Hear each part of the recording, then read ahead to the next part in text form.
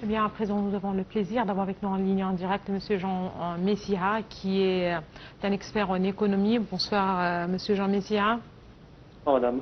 Voilà, c'est un domaine très intéressant, mais aussi très important pour les deux pays, à savoir le domaine de l'énergie et justement cet investissement dans le domaine des énergies renouvelables en particulier. Ça, c'est un domaine clé pour l'Égypte. Au cours des dernières années, l'Égypte s'est investie justement pour diversifier ses sources d'énergie et insiste sur l'importance et déploie des efforts énormes pour justement avancer dans ce domaine, le domaine des énergies renouvelables. À quel point c'est profitable pour les deux parties de coopérer et d'échanger l'expertise? Si vous voulez, l'Égypte avait initialement, comme beaucoup de pays de la zone, mais plus que les pays de la zone peut-être, une dépendance vis-à-vis du pétrole et du gaz, oui. Qui pendant très longtemps n'était pas perceptible, puisque... attendez. Puisque en fait, comment dire, l'Égypte était autosuffisante, si vous voulez, en pétrole et en gaz, tant que sa population était de 40 ou de 50 millions d'habitants. Le problème, c'est que les gisements gaziers et les gisements pétroliers, rapidement, ont été absorbés par le marché intérieur égyptien, et maintenant, l'Égypte est, depuis quelques années, importatrice nette à la fois de pétrole et de gaz. Donc évidemment en plus de la dépendance que peut avoir l'Égypte envers des matières premières, l'Égypte a une chance formidable en termes d'énergie renouvelable. Il y a là, si vous voulez, un gisement d'économie et de souveraineté qu'il faut absolument exploiter. Je pense notamment à l'énergie solaire. Oui. L'Égypte est un pays très ensoleillé, donc il y a une base très intéressante pour établir des fermes de panneaux solaires susceptibles de fournir une partie non négligeable de l'énergie du pays. Le problème, c'est que d'un côté, l'Égypte a la matière première, à savoir par exemple le soleil. L'Égypte a en plus l'habitude, parce que rappelez-vous, le barrage d'Assouan, c'était l'utilisation de l'énergie hydroélectrique qui a permis d'électrifier et d'amener l'eau dans toute une partie du territoire égyptien qui en était dépourvu, et c'était il y a 50 ans. Donc aujourd'hui, si vous voulez, c'est une espèce d'autre barrage d'Assouan qu'il s'agit de faire, mais cette fois-ci, un barrage d'Assouan dans des énergies nouvelles, dans des énergies renouvelables. Et pour ça, si vous voulez, l'Égypte a besoin de l'Asie en général, de la Malaisie notamment et de la Chine, qui sont des pays qui ont mis au point des technologies d'exploitation de l'énergie solaire, qui est à la fois très efficace et à un coût très intéressant.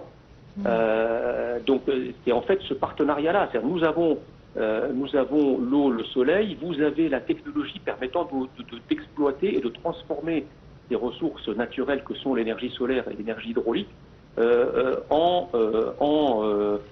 l'énergie souveraine égyptienne. Donc c'est vrai que le partenariat-là, il est gagnant-gagnant. L'Égypte gagne parce qu'elle réduit sa dépendance vis-à-vis de l'étranger en matière d'hydrocarbures.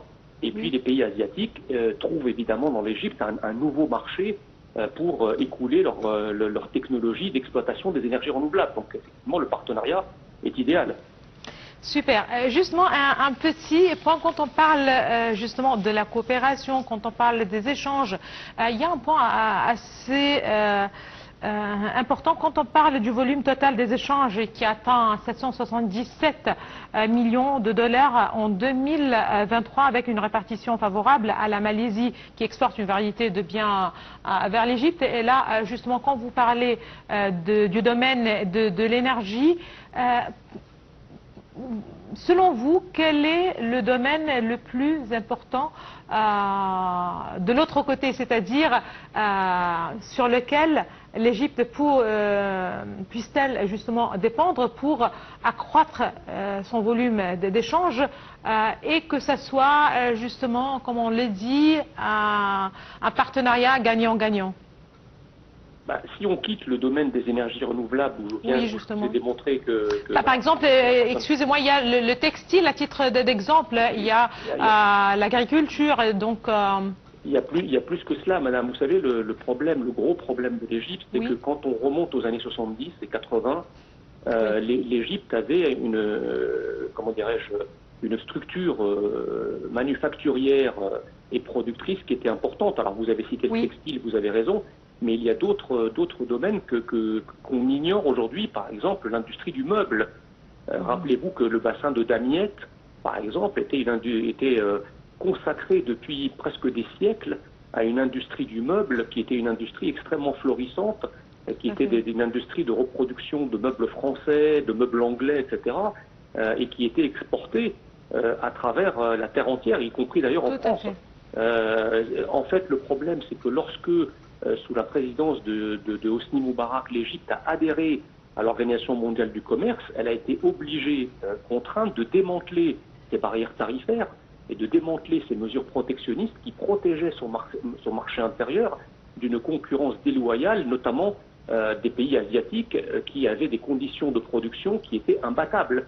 Et donc c'est ainsi que, par exemple, toute l'industrie du meuble égyptienne a disparu, remplacée par une industrie du meuble asiatique. Donc là, le maréchal Al-Sisi a très bien compris, quand il a pris le pouvoir, qu'il fallait désormais replacer la protection des industries égyptiennes au cœur de la stratégie de réindustrialisation de l'Égypte, parce que si vous voulez voir émerger une industrie du meuble, une industrie textile, une industrie, je ne sais pas moi, de la chaussure, etc., eh bien tous ces domaines-là, aujourd'hui, si vous ne protégez pas votre marché par des barrières tarifaires, votre industrie, elle coule. Voilà, d'où l'intérêt en fait du président Abdel Fattah ici, c'est de soutenir ce savoir-faire et cette industrie. Il y a la nouvelle ville de Damiette El Guidida, comme on le connaît, et justement ce grand hub de construction immobilière. Merci beaucoup à vous, Monsieur Jean Messiha. Vous êtes un expert en économie. Merci beaucoup de vos précisions. Là, Madame, Monsieur, je vous remercie aussi de nous avoir suivis ce soir. Mais avant de vous quitter, je vous propose tout de suite un compte rendu des activités du chef de l'État, le président Abdel Fattah, ici au cours de la semaine qui s'est écoulée.